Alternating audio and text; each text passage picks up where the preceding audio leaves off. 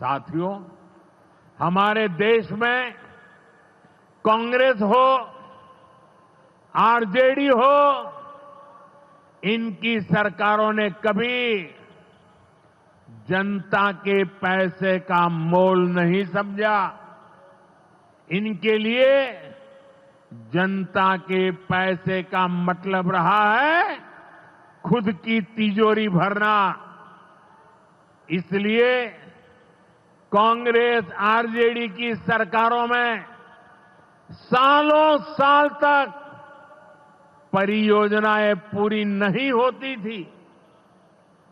कोई योजना जितनी थी उतना उसमें ये पैसे कमा लेते थे। अब इस गलत सोच को भी एनडीए सरकार ने बदल दिया है। अब शिलान्यास के बाद कोशिश होती है जल्द से जल्द समय सीमा में उस काम को पूरा करने के लिए सफल प्रयास किया जाए। आज का एक कार्यक्रम इसका भी एक शानदार उदाहरण है। ओंटा सिमरिया सेक्शन का शिलान्यास करने का सौभाग्य बिहार के लोगों ने मुझे दिया था। और आप लोगों की कृपा देखिए, आप लोगों का प्रेम देखिए कि जिस ब्रिज का शिलान्यास आपने मुझे करने के लिए कहा, आज इसका लोकार्पण करने का अवसर भी आपने मुझे दिया है। ये पुल सिर्फ सड़कों को नहीं, पूरे उत्तर और दक्षिण बिहार को जोड़ने का काम करेगा। जो भारी वाहन पहले गांधी सेतु से होकर 150 किलोमीटर का लंबा चक्कर काटते थे, अब सीधा रास्ता पाएंगे। इससे व्यापार तेज होगा, उद्योगों को ताकत मिलेगी और तीर्थयात्रियों का भी पहुंचना आसान होगा।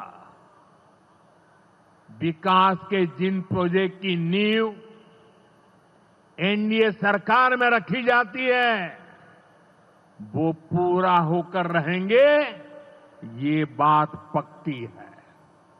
साथियों, एनडीए की डबल इंजन सरकार यहां रेलवे के विकास के लिए भी तेजी से काम कर रही है।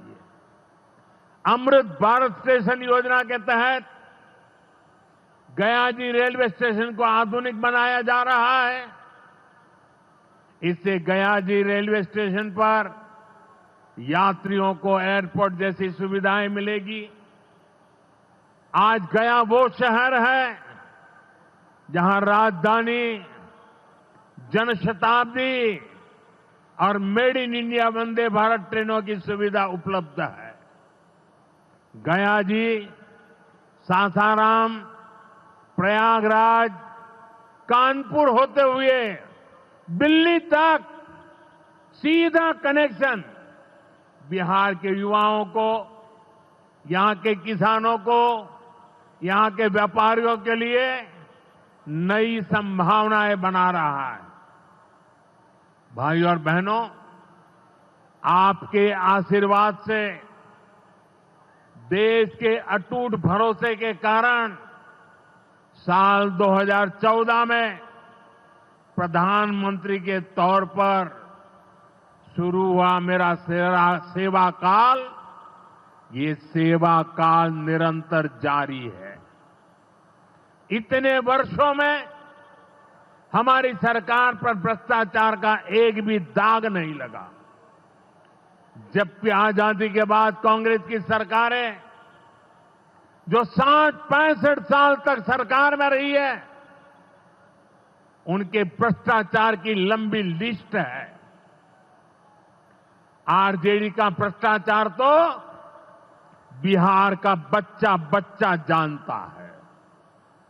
मेरा साफ मानना है कि भ्रष्टाचार के विरुद्ध लड़ाई को अगर अंजाम तक पहुंचाना है तो कोई भी कार्रवाई के दायरे से बाहर नहीं होना चाहिए। आप सोचिए, आज कानून है कि अगर किसी छोटे सरकारी कर्मचारी को 50 घंटे तक हिरासत में रख दिया तो अपने आप वो सस्पेंड हो जाता है। ड्राइवर हो, छोटा क्लार्क हो, प्यून हो, उसकी जिंदगी हमेशा हमेशा के लिए तबाह हो जाती है।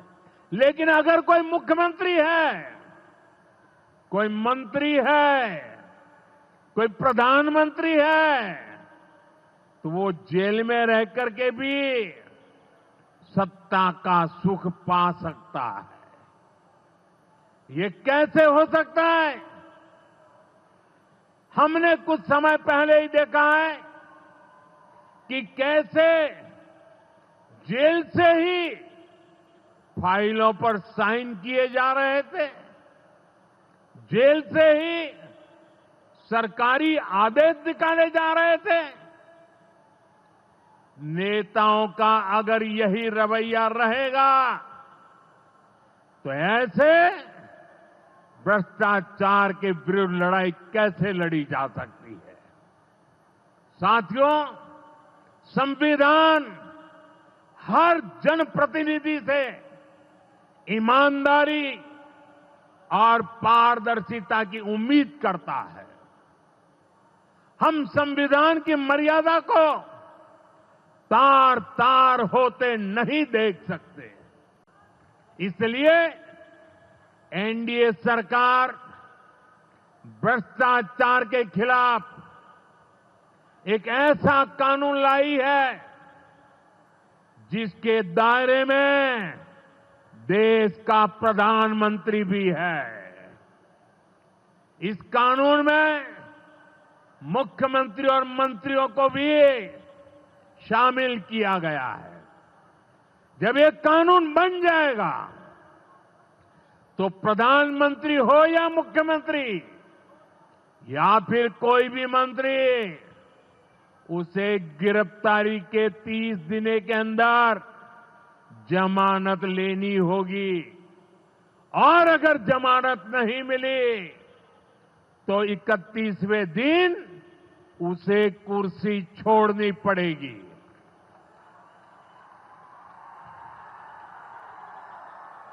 आप कहिए भाइयों, जो जेल जाए उसने कुर्सी छोड़नी चाहिए कि नहीं छोड़नी चाहिए? क्या वो कुर्सी पर बैठे रह सकता है क्या? क्या वो सरकारी फाइलों पे साइन कर सकता है क्या? क्या जेल में से कोई सरकार चला सकता है क्या? और इसलिए ऐसा सख्त कानून बनाने की तरफ हम आगे बढ़ रहे हैं। लेकिन साथियों, ये आरजेडी वाले, ये कांग्रेस वाले, ये लेफ्ट वाले इस कानून का विरोध कर रहे हैं। ये बहुत गुस्से में है और कौन नहीं जानता उनको किस बात का डर है। जिसने पाप किया होता है वो अपने पाप को दूसरों से छुपाता है, लेकिन खुद को भीतर से जानता है कि क्या खेल खेला है। इन सब का भी यही हिसाब है।